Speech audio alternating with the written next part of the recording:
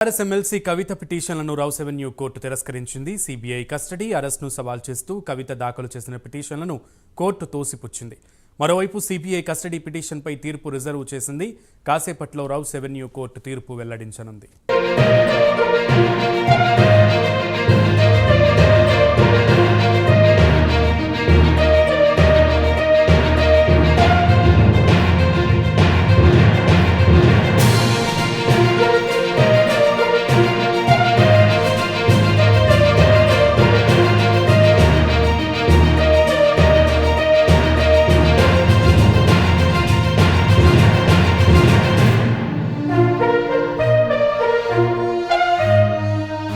Right, court Rouse avenue court తీర్పునైతే reserve చేసింది. మరి కాసేపట్లో తీర్పు అయితే వెల్లడించేటువంటి అవకాశం ఉంది. పూర్తి సమాచారం మా ప్రతినిధి అందిస్తారు.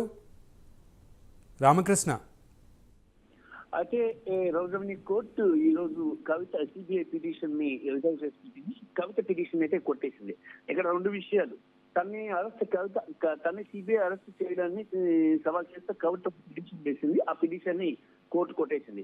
అలాగే కవితను తమ కస్టడీకి ఇవ్వాలంటూ రౌస్ అవెన్యూ కోర్టుని సిబిఐ అడిగింది. ఆ పిటిషన్ పై కోర్టు తీర్పును రిజర్వ్ చేసింది. మరి కొద్ది సేపట్లో ఒక అరగంటలో దీని మీద తీర్పు అయితే ఇస్తుంది. సిబిఐ అనేక అంశాలను ఈసారి కవితకు సంబంధించి అనేక అంశాలు, కీలకమైన అంశాలు ఇక్కడ ప్రస్తావించింది.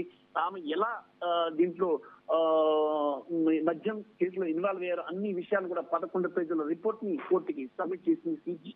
అది కొద్దిసేపట్లో దీనికి సంబంధించి తీర్పు వచ్చే అవకాశం అయితే కనిపిస్తుంది. Right Ramakrishna, thank you.